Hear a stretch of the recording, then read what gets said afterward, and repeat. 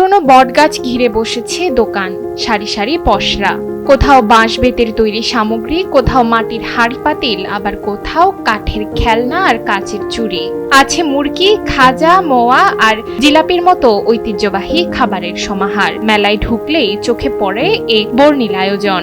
আমি প্রতি বছরে এই ব্যবসা করে খাই, বিভিন্ন আইটেমের দোকানদারি। আমার দোকানে আছে কানমচুরি, সাজ বাতাসা, খাগড়াই বাতাসা, চিংড়ি খুরমা টুরমা এগুলা। বৈশাখ এলে গাইবান্ধার রামচন্দ্রপুরে যেন জেগে ওঠে ইতিহাস।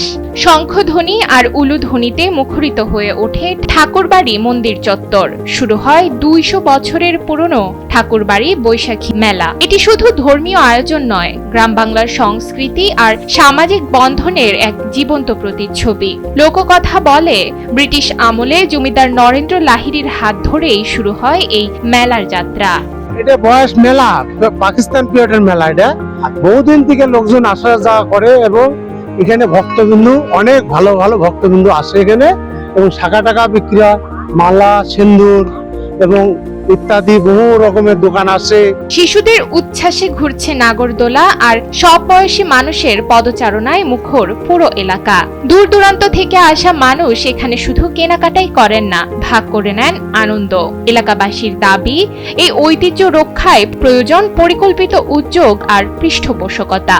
কারণ ঠাকুরবাড়ি মেলা শুধু একটি উৎসব নয়, এটি বাংলার গ্রামীণ জীবনের হৃদস্পন্দন। এখন তো দেখি একটু আমাদেরকে হাতে এইটা এই মাটির জিনিস কি আপনারাই তৈরি করেন? হ্যাঁ, প্রতি বছরে আসি। প্রতি বছরই আসছেন? হ্যাঁ। খেলনা সব নিয়ে আসছেন? হ্যাঁ। এই যে ট্যাপা পুতুল দেখতেছি। হ্যাঁ। আচ্ছা আচ্ছা, দেখি একটু।